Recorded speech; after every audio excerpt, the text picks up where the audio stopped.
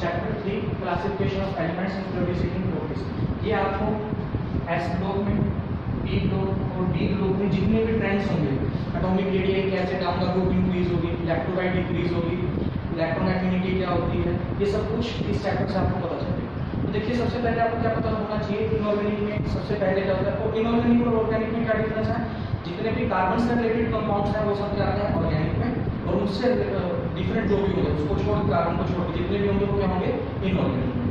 तो देखिए periodic table आज हमने देखा होगा, पीरियोडिक टेबल कितने पार्ट्स में डिवाइड करा गया है, टोटल 4 पार्ट्स में डिवाइड करा गया है, एस ब्लॉक में, पी ब्लॉक में, सेंटर में क्या होता है डी ब्लॉक, और लास्ट में आपके पास एफ के 2 ब्लॉक्स भी होते हैं, लैंथेनाइट्स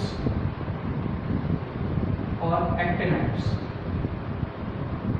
तो इस टाइप से आपके पास क्या होता है पीरियोडिक टेबल 4 पार्ट्स में डिवाइड होता है। देखिए पहले क्या था पीरियोडिक टेबल की जरूरत क्यों पड़ी, देखो जैसे जैसे टाइम जाता रहा तो क्या होता है और एलिमेंट्स आते रहे, अब इतने सारे एलिमेंट्स को याद करना तो मुश्किल है बहुत ज़्यादा, तो अब क्या करा गया कि उनको एक तरह से क्या कर दिया, क्लस्टर ला दिया, मतलब कि मान लीजिए अगर 10 एलिमेंट्स सेम तरह की प्रॉपर्टी शो करते थे तो उनको एक जगह रख दिया, बाकी के 10 एलिमेंट्स जो सेम प्रॉपर्टी शो करते थे उनको अलग जगह रख दिया। तो बहुत सारे पहले आपको पीरियोडिक टेबल दिए गए, आपने न्यूलैंड लॉ ऑफ ऑक्टेव पढ़ा होगा, ये इंपॉर्टेंट नहीं है इसलिए मैं यहाँ पे नहीं लिखा हूँ, न्यूलैंड लॉ ऑफ ऑक्टेव, ठीक है, डुबर्नियर ट्राइड्स के बारे में आपने पढ़ा होगा, उसके बाद मेंडली पीरियोडिक टेबल के बारे में आपने पढ़ा होगा। तो ये सारे पहले क्या थे ट्रायड्स थे। देखिए जब तक एलिमेंट्स कम थे तब तक क्या था, डुबर्नियर का जो ट्रायड्स वाला मेथड था वो सबसे बेनिफिशियल था। उसने क्या कहा था कि 3-3 के सेट में सभी एलिमेंट्स को रख दिया और जो 3 एलिमेंट्स होते थे उनकी क्या होती थी प्रॉपर्टी सेम होती। उसके बाद न्यूटन्स लॉ ऑफ ऑक्टेव, इसने क्या करा 8-8 के पेयर में एलिमेंट्स को रखना शुरू कर दिया, मतलब कि जो 8 एलिमेंट्स एक सेट में रखे हैं उनकी प्रॉपर्टी सेम होगी, अगले सेट के जो 8 एलिमेंट्स होंगे उनकी प्रॉपर्टी क्या होगी सेम होगी। उसके बाद जब ज़्यादा एलिमेंट्स आए तो क्या होगा, जब 63 एलिमेंट्स हो गए थे नेचर में तो मेंडलीव ने अपना पीरियोडिक टेबल दिया। मेंडलीव के पीरियोडिक टेबल में क्या कहा गया था कि वही सेट बनाए गए थे कि इसके बाद क्या होगा प्रॉपर्टीज क्या हो जाएंगी सेम हो जाएंगी, लेकिन फिर जब 63 से भी ज़्यादा एलिमेंट्स हो गए तो उनको मेंडलीव के पीरियोडिक टेबल में फिट नहीं किया जा सकता। तो उसके बाद जो दिया गया वो था मॉडर्न पीरियोडिक टेबल, जो दिया था हेनरी मोसले ने, जो आज भी सबसे ज़्यादा यूज होने वाला पीरियोडिक टेबल है। तो देखिए अगर मॉडर्न पीरियोडिक टेबल की बात करें तो हेनरी मोसले ने दिया था, उसमें क्या होती है 7 तो हॉरिजॉन्टल रोज होती हैं इस टाइप से और 18 वर्टिकल कॉलम्स होते हैं, ठीक है। नीट में पूछा जा सकता है कि कितने पीरियड्स होते हैं और कितने ग्रुप्स होते हैं, जेई में नहीं पूछा जाएगा क्वेश्चन। तो देखिए जो 7 हॉरिजॉन्टल रोज होती हैं उनको क्या बोला जाता है पीरियड्स बोला जाता है, और जो 18 वर्टिकल कॉलम्स होते हैं उनको क्या बोला जाता है ग्रुप्स बोला जाता है, ठीक है। उसके बाद आता है क्लासिफिकेशन ऑफ एलिमेंट्स। जो पीरियोडिक टेबल में एलिमेंट्स को क्लासिफाई किया गया उनको कहते हैं 4 ब्लॉक्स में क्लासिफाई किया गया है, S block, P block, D block और एफ ब्लॉक। देखिए जो एस ब्लॉक है वो क्या होता है लेफ्ट साइड के 2 कॉलम जो होते हैं उनको क्या बोला गया है एस ब्लॉक बोला, और जो ये एस ब्लॉक के एलिमेंट्स होते हैं ये क्या होते हैं आपके पास मेटल्स होते हैं, सारे क्या होते हैं ये मेटल्स होते हैं। उसके जो पी ब्लॉक्स में होते हैं, पी ब्लॉक में मैक्सिमम नॉन मेटल होते हैं, मैक्सिमम क्या होंगे नॉन मेटल होंगे, और इसमें 8 से लेकर 10 क्या होते हैं मेटलॉइड्स होते हैं, ठीक है। 8 से लेकर 10 क्या होते हैं इसमें मेटलॉइड्स होते हैं। इसमें टोटल कितने होते हैं आपके पास 6 वर्टिकल ग्रुप्स होते हैं। उसके बाद आता है डी ब्लॉक, देखो 2 इसके हो चुके हैं और 6 इसके हो चुके हैं, कितने होंगे टोटल 8 ग्रुप हो चुके हैं। उसके बाद कहते हैं डी के टोटल 10 ग्रुप्स होते हैं, जिनको आप क्या बोलते हो ये भी बोलते हैं तो मेटल है, लेकिन क्या होते हैं ट्रांजिशन मेटल्स बोला जाता है, मेटल की बजाय क्या हो जाता है ट्रांजिशन मेटल्स। इनको ट्रांजिशन मेटल्स इसलिए बोला जाता है क्योंकि ये क्या कर रहे हैं ट्रांजिशन शो कर रहे हैं, यानी चेंज शो कर रहे हैं। देखो मेटल से आप किस तरफ जा रहे हो नॉन मेटल की तरफ जा रहे हो, तो जो बीच का पार्ट है उसको क्या बोलोगे ट्रांजिशन मेटल, मतलब क्या कर रहे हैं मेटल से नॉन मेटल के बीच की जो ट्रांजिशन है उसको शो कर रहे हैं, ठीक है। जितने भी ट्रेंड्स पढ़ाऊंगा मैं एटॉमिक रेडियस को छोड़ के वो इसमें क्या हो गया डिफरेंट हो गए इससे और इससे, ठीक है। तो टोटल 10 कॉलम्स होते हैं इसके अंदर, तो टोटल कितने हो गए आपके पास 18। उसके बाद एफ ब्लॉक जो है लैंथेनॉइड और एक्टिनॉइड, इसके टोटल 2 ही ग्रुप्स होते हैं 14 एलिमेंट्स के, ठीक है। दोनों के अंदर क्या होते हैं 14 एलिमेंट्स होते हैं। ज़्यादातर लैंथेनॉइड की स्टडी तो हो रखी है, लेकिन एक्टिनॉइड की स्टडी बहुत ज़्यादा कम हो रखी है, क्योंकि इसके अंदर जो मैक्सिमम एलिमेंट्स हैं वो सारे के सारे क्या है रेडियो एक्टिव, तो इनकी स्टडी क्या होती है बहुत कम। तो देखो S block P block B और एफ की आपको क्या पता होनी चाहिए, इलेक्ट्रॉनिक कॉन्फ़िगरेशन पता होनी चाहिए। ये इंपॉर्टेंट है, ये पूछ सकते हैं, किसी से भी पूछा जा सकता है, नीट और जेईई में। अब देखो जो एस ब्लॉक है, आपको पता है एस में अगर दो ग्रुप्स हैं तो दो ही इलेक्ट्रॉन सिस्टम होंगे, या तो इसमें एक इलेक्ट्रॉन होगा, इसके अंदर क्या होंगे, दो इलेक्ट्रॉन। तो क्या होगा इलेक्ट्रॉनिक कॉन्फ़िगरेशन NS1 से 2, ठीक है, या तो एक इलेक्ट्रॉन होगा या दो इलेक्ट्रॉन होंगे। यहाँ पे जो आपका सुपर सिस्टम शो करा जा रहा है ये नंबर ऑफ इलेक्ट्रॉन्स को बता रहा है। जो n है वो क्या बताएगा, प्रिंसिपल क्वांटम नंबर, ठीक है, और जो s है आपको क्या बता रहा है कि कौन सा ब्लॉक का एलिमेंट है। उसके देखिए अगर p ब्लॉक की बात करें तो p ब्लॉक में देखो क्या होगा, s के अंदर तो दो ही इलेक्ट्रॉन होंगे, फिक्स है कि s के अंदर दो इलेक्ट्रॉन होंगे ही होंगे, लेकिन p के अंदर इलेक्ट्रॉन क्या कर सकते हैं, वेरी कर सकते हैं 1 से लेके 6 तक। अगर मैं इन 6 की बात करूं तो देखो NS2 तो सब में रहेगा, जो पहला ग्रुप होगा उसकी इलेक्ट्रॉनिक कॉन्फ़िगरेशन क्या होगी, P1, मतलब इस ग्रुप के जितने भी सारे होंगे उसकी आउटर मोस्ट इलेक्ट्रॉनिक कॉन्फ़िगरेशन क्या रहेगी, P1। अगले वाले में क्या रहेगी, P2, इनकी P3, इनकी P4, P5 और P6। तो देखो कहां से कहां वैल्यू हो रहा है, NS2 तो फिक्स है, तो P कितने से वैल्यू हो रहा है, 1 से लेके 6 तक। तो ये क्या होगा, 1 से लेके 6 तक वैल्यू।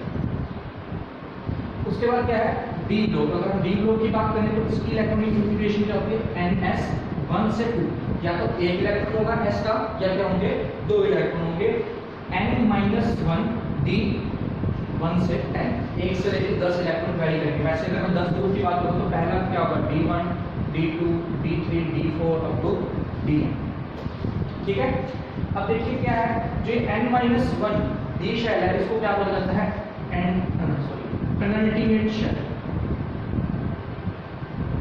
इसको क्या बोला जाता है, पेनल्टीमेट शेल। पेनल्टीमेट शेल का एक्चुअल मतलब क्या है, देखिए यहाँ पे आपके पास s क्या है, n के साथ नहीं है, मतलब क्या है, अगर मान लीजिए मैं इसकी वैल्यू 3 पुट करूं तो क्या हो जाएगा आपके पास, 3 मिनिमम वैल्यू 4 है, 4s अगर वैल्यू पुट करूं तो क्या आ जाएगा, 4s2, यहाँ पे क्या आ जाएगा n-1 अगर आप करोगे तो क्या आ जाएगा 3d1 2 10। ये क्या होगी आपके पास फर्स्ट ग्रुप की इलेक्ट्रॉनिक कॉन्फ़िगरेशन। ठीक है, तो जो एंटी पेनल्टीमेट का मतलब क्या होता है, जो मैक्सिमम प्रिंसिपल क्वांटम नंबर है उससे जो एक कम वैल्यू आ रही है शेल की उसको पेनल्टीमेट शेल बोलते हैं। ठीक है, मैक्सिमम प्रिंसिपल क्वांटम नंबर जो है उससे जो एक वैल्यू कम होगी उसको क्या बोला जाएगा, पेनल्टीमेट शेल बोला जाएगा। तो ये इलेक्ट्रॉनिक कॉन्फ़िगरेशन आपको अच्छे से याद रखना चाहिए। क्वेश्चन में कहाँ उलझोगे कि इसकी इलेक्ट्रॉनिक कॉन्फ़िगरेशन क्या है, s की, क्योंकि देखो s कहीं पे क्या है, 1 से 2 आ रहा है, कहीं पे 2 आ रहा है, कहीं पे 1 से 2 आ रहा है, फिर से क्या आ रहा है, 2 आ रहा है। तो मैक्सिमम बच्चे कहाँ पे उलझते हैं, ns की इलेक्ट्रॉनिक कॉन्फ़िगरेशन, और यहाँ पे बहुत तंग करेंगे वो आपको, किसी में क्या करेंगे 1 से 2 दे देंगे, किसी में 2 दे देंगे, किसी में 1 दे देंगे। तो ये सबसे ज्यादा कंफ्यूजन पार्ट आएगा, क्योंकि देखो d में आपको पता है 1 से लेकर 10 इलेक्ट्रॉन आने हैं, t में भी आपको पता है 1 से लेकर 6 इलेक्ट्रॉन आने हैं, f का भी पता है आपको 1 से लेकर 14 इलेक्ट्रॉन आने हैं। तो मेन कंफ्यूजन होती है इसमें और इसमें। चलिए यहाँ पर 3 किस्म की लगी इलेक्ट्रॉनिक कॉन्फ़िगरेशन। अब आ जाइए f की, मैक्सिमम अगर पूछा जाएगा तो d या f में से पूछा जाएगा, आगे की इलेक्ट्रॉनिक कॉन्फ़िगरेशन को। अब देखिए क्या है यहाँ पे ns, तो क्या होगा आपके पास 2, मतलब कि फिक्स है कि इसके अंदर s के अंदर 2 इलेक्ट्रॉन्स होंगे ही होंगे। इसके अंदर फिक्स क्यों नहीं है, याद करो ऊपर की और क्रोमियम की electronic configuration exceptional electronic configuration होती थी, तो उसके अंदर क्या होता था, s के अंदर एक ही इलेक्ट्रॉन हो जाता था, आ जाता था ना, बाकी सभी कितने होते थे, 2 2। तो वैरी हो सकता है या तो 1 होगा या 2 होगा। तो ये क्या जनरल इलेक्ट्रॉनिक कॉन्फ़िगरेशन होती है, एक भी हो सकता है उन दो के हिसाब से और ज्यादा भी हो सकता है। ठीक है, अब देखिए इसमें क्या है, NS2 है, उसके बाद ये मैंने भी बताया था कौन सा शेल होता है, ये पेनल्टीमेट शेल, मतलब कि जो मैक्सिमम n की वैल्यू है उससे जो एक कम होगा उसको क्या बोलते हैं, पेनल्टीमेट शेल। तो इसमें क्या होगा, d में अब देखो या तो 0 इलेक्ट्रॉन होंगे, या d में कोई भी इलेक्ट्रॉन नहीं होगा, या क्या होगा, एक इलेक्ट्रॉन होगा। ठीक है, तो ये कैसे जनरल इलेक्ट्रॉनिक कॉन्फ़िगरेशन। उसके बाद n-2 f क्या होगा 1 से लेके 14 तक, और f में क्या होगा, या तो 1 से लेके 14 तक कितने भी इलेक्ट्रॉन उसके अंदर हो सकते हैं। ये d block and f block जब आपका आएगा वहां पे और अच्छे से क्लियर होगा, जब सबकी इलेक्ट्रॉनिक कॉन्फ़िगरेशन एक साथ होगी। ठीक है, अब देखो इस शेल को तो पेनल्टीमेट शेल बोला जाता है, और n-2 वाले को बोला जाता है एंटी पेनल्टीमेट शेल।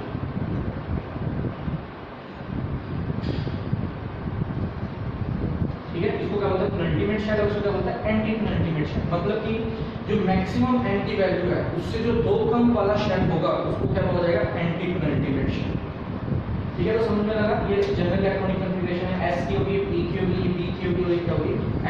ये शेल का बात याद रखना कि n-1 वाला अल्टीमेट होता है और n-2 वाला क्या होता है एंटी पेनल्टीमेट। ठीक है, क्या चीज एंटी पेनल्टीमेट पेनल्टीमेट। देखो जैसे यहाँ पर बताया क्या बताया था, जो मैक्सिमम n की वैल्यू होगी, जो उससे एक कम वाला शेल होगा उसको क्या बोलते हैं पेनल्टीमेट शेल।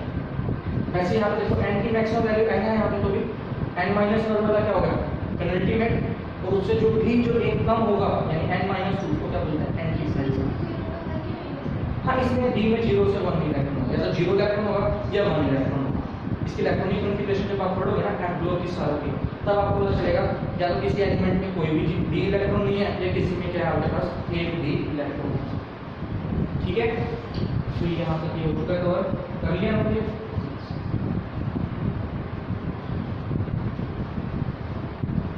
नेक्स्ट आ जाइए पीरियोडिक ट्रेंड्स।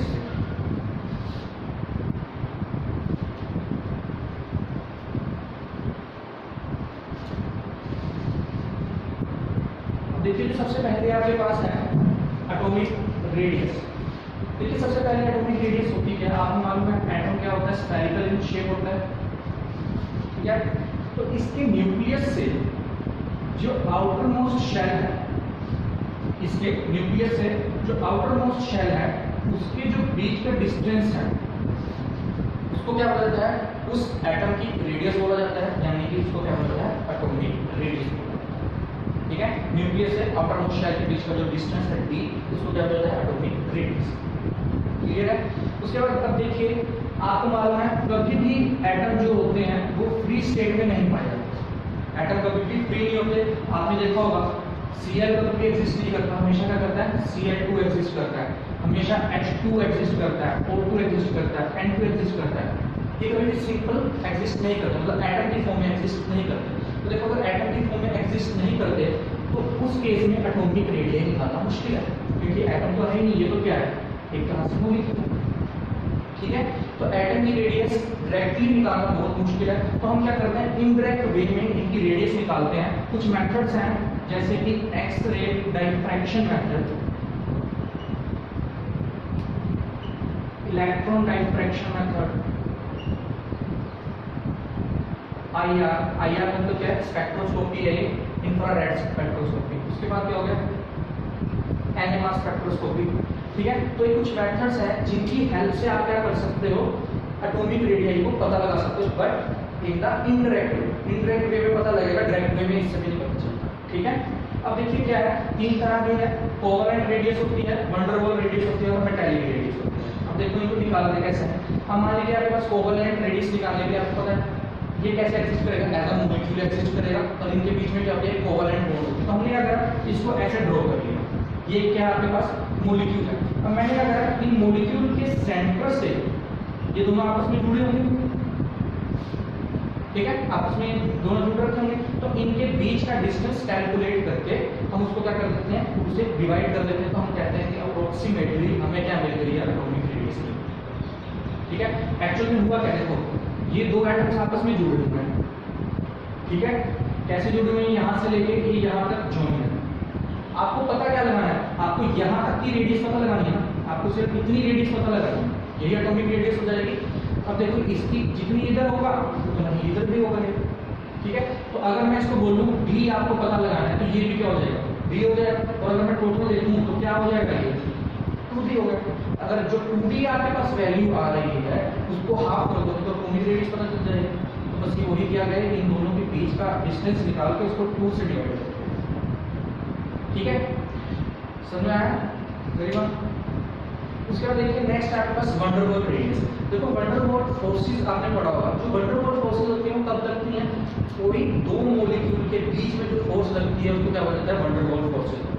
ठीक है, किसी भी दो मॉलिक्यूल्स के बीच की जो फोर्स होती है उसको क्या बोला जाता है वैन डर वाल्स फोर्सेस बोला जाता है। और अगर हम देखें तो उनके बीच का जो डिस्टेंस होगा उसको क्या बोल सकते हैं वैन डर वाल्स रेडियस बोल सकते हैं। तो देखो मैंने क्या करा, दो कोवेलेंटली बॉन्डेड मॉलिक्यूल्स लिए हैं, उन दोनों को आपस में क्या कर दिया ज्वाइन करके कर दिया। ठीक है, तो अब आपके पास अगर आपको वैन डर वाल्स रेडियस निकालनी है तो सेम वैसे जैसे हमने यहाँ क्या करा था हाफ करा था, वैसे यहाँ पे क्या हो जाएगा half of the distance between two successive nuclei of two covalently bonded molecules.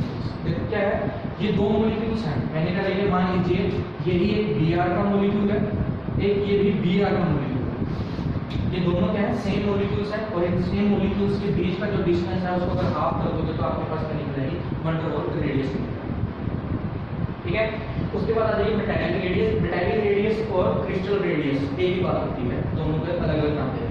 अब देखो आपको पता है क्रिस्टल रेडियस के अंदर क्या होंगे, डिफरेंट मेटल पार्टिकल्स होंगे, डिफरेंट मेटल एटम्स होंगे, तो उनके बीच का जो हाफ ऑफ द डिस्टेंस होगा वो क्या होगी मेटालिक रेडियस। सेम मेथड लग रहा है, आपको क्या करना है बस दोनों के बीच का डिस्टेंस चेक करके उसको हाफ कर देना। ठीक है, अब अगर आप यहाँ से देखें आपको क्लियर एक चीज दिख रही होगी, अगर मैं इनका ऑर्डर निकालूं सेकंड वाला, देखो वंडरवॉल रेडियस कहां से आई है, वंडरवॉल फोर्सेस से आई है। वंडरवॉल फोर्सेस आपको पता है कि इन्हीं दो सेम मॉलिक्यूल्स के बीच में जो फोर्स लगती है उनको क्या बोलते हैं वंडरवॉल फोर्सेस। ठीक है, अब मैंने क्या करा है, ये एक मॉलिक्यूल ये ले लिया, एक मॉलिक्यूल ये ले लिया, और याद रखना ये दोनों मॉलिक्यूल सेम होने चाहिए क्योंकि सेम मॉलिक्यूल्स के बीच में लगते हैं, तो दोनों को मैंने क्या करा ज्वाइन कर दिया आपस में, और उसका डिस्टेंस जो था उसको क्या कर दिया मैंने हाफ कर दिया, तो वो क्या आ जाएगा आपकी वंडरवॉल रेडियस। ठीक है, ये मेथड्स हैं, इन मेथड से ये रेडियस निकालते हैं जितने में मैंने मेथड बताया। ठीक है, उसका सेम वैसे ही मेटालिक। अब देखो अगर आप यहाँ से देखें तो सबसे ज्यादा बड़ी रेडियस कौन सी होगी, ये वाली रेडियस क्या होगी सबसे ज्यादा होगी। तो अगर मैं इनका ऑर्डर लिखूं तो वंडरवॉल रेडियस जो होती है वो क्या होती है सबसे बड़ी होगी। उसके बाद आता है आपके पास मेटालिक रेडियस, उसके बाद आती है आपके पास कोवेलेंट रेडियस। ठीक है, यानी वंडरवॉल रेडियस सबसे ज्यादा होती है, उसके बाद क्या आती है मेटालिक, उसके बाद क्या आती है कोवेलेंट। इस पे क्वेश्चन आ सकता है ऑर्डर के ऊपर। ठीक है, को इनका रेडियस का बताइए, ऑर्डर बताइए। अगर मैं स्ट्रेंथ का ऑर्डर पूछूं इनका तो स्ट्रेंथ का ऑर्डर क्या हो जाएगा, बिल्कुल रिवर्स हो जाएगा। स्ट्रेंथ का ऑर्डर क्या हो जाएगा, बिल्कुल रिवर्स हो जाएगा। रीजन देखो जितनी छोटी बूंद होगी उसको तोड़ना उतना ही क्या हो जाएगा डिफिकल्ट हो जाएगा। इस करके कोवेलेंट रेडियस अगर सबसे छोटी है तो इसकी स्ट्रेंथ क्या हो जाएगी सबसे ज्यादा हो जाएगी। कोवेलेंट रेडियस की स्ट्रेंथ सबसे ज्यादा, उसके बाद मेटालिक की, और सबसे कम किसकी होगी वंडरवॉल रेडियस की। सुना है the van der Waals forces are the weakest forces, जो वंडरवॉल फोर्सेस है वो क्या है वीकेस्ट फोर्सेस है। क्यों, क्योंकि उनकी बॉन्ड लेंथ बहुत ज्यादा, मतलब रेडियस बहुत ज्यादा। अगर रेडियस ज्यादा है तो इस करके वो क्या आ जाएगी आपके पास वीकेस्ट फोर्सेस। ठीक है, आया समझ में, नोट कर लो इसको थोड़ा थोड़ा। ये हो गई आपके पास बात एटॉमिक रेडियस। एटॉमिक रेडियस के बाद क्या आता है आपके पास आयनिक रेडियस।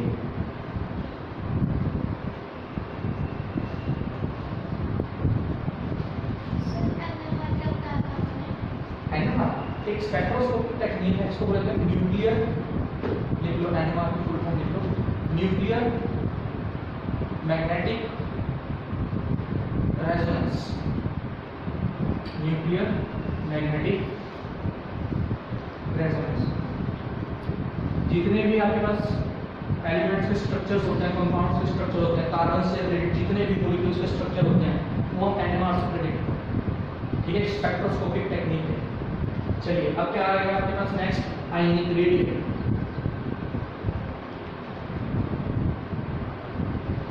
देखो अब क्या पहले हमने एटम की बात करी।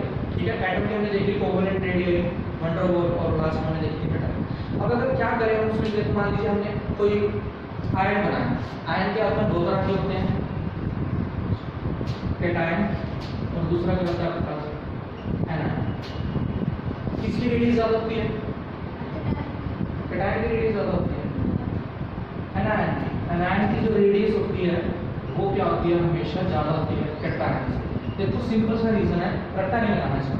पहले मान लीजिए आपके पास एक न्यूट्रल एटम है, न्यूट्रल एटम है, मैंने मान लिया इसके अंदर क्या है आपके पास प्रोटॉन भी 8 है और इलेक्ट्रॉन भी 8 है। ठीक है, इनिशियल है, वैसे मान के चल रहे कोई भी प्रोटॉन भी 8 है और इलेक्ट्रॉन भी 8 है, यानी क्या हुआ एक इलेक्ट्रॉन या फिर एक प्रोटॉन ने एक इलेक्ट्रॉन को पकड़ रखा।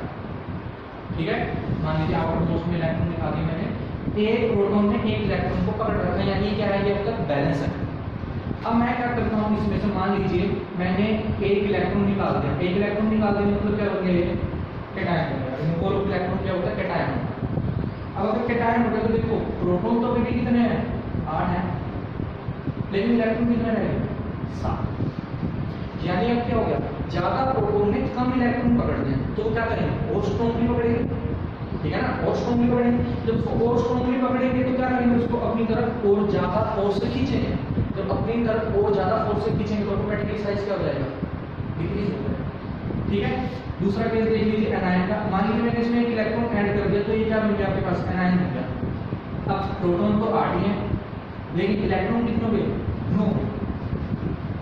ठीक है, अब देखो 8 प्रोटॉन मतलब कि मान लीजिए आपके पास 8 प्रोटॉन और 8 इलेक्ट्रॉन तो बैलेंस हो गए, लेकिन एक इलेक्ट्रॉन तो रहेगा ना। अब उस पर तो कोई फोर्स नहीं लग रही। अगर इलेक्ट्रॉन पे फोर्स इससे नहीं लग रही तो क्या होगा, इनर इलेक्ट्रॉन से निकाल तो होगा वो, इनर इलेक्ट्रॉन से निकाल होगा तो क्या होगा, बाहर जाने की कोशिश करेगा तो क्या हो जाएगा, साइज क्या हो जाएगा, एक्सपेंड हो जाएगा। इसलिए एनायन की रेडियस क्या होती है, ज्यादा होती है। ठीक है, इसको याद रखना, चीज को रट्टा नहीं लगाना है। Anion is always greater than C. और नहीं भी याद रखा तो देखो ए पहले आता है सी से अल्फाबेटिकल ऑर्डर में, तो ए बड़ा होता है सी से। ठीक है, तो कैटायन की रेडियस क्या होती है, हमेशा छोटी होती है एनायन से। तो अब देखिए जितना ज्यादा आपके पास एनायन पे चार्ज आता रहेगा रेडियस उतनी ही क्या होती रहेगी, ज्यादा होती रहेगी। ठीक है, अब अगर मैं आपसे पूछूं Na पॉजिटिव, Mg2 पॉजिटिव और Al3 पॉजिटिव, इनको क्या करो, अलाइन करो एक सीरीज में। मतलब क्या हो, सबसे कम से लेकर ज्यादा रेडियस। देखो सबसे कम रेडियस किसकी होगी, Al3 पॉजिटिव की। जितना ज्यादा पॉजिटिव चार्ज उतनी ही कम उसकी क्या होगी, रेडियस। ठीक है, जितना ज्यादा पॉजिटिव चार्ज उतनी ही कम उसकी रेडियस। तो Al3 पॉजिटिव की रेडियस क्या होगी, सबसे कम। फिर Mg2 पॉजिटिव की फिर क्या आ जाएगी आपके पास, उसके बाद सेम आपके पास एनायन का है। मतलब जितना ज्यादा नेगेटिव चार्ज उतनी ही ज्यादा उसकी क्या होता है, रेडियस। अगर मैं O2 नेगेटिव, चलो N3 negative, N3 negative, O2 negative और F नेगेटिव की बात करूं तो जो सबसे ज्यादा रेडियस होती है वो किसकी होती है, N3 नेगेटिव की, क्योंकि इस पे क्या है 3 एनायनिक चार्ज। तो सबसे लार्जेस्ट साइज किसका होगा, आयन का, इसका। ठीक है, समझ में लग रहा है।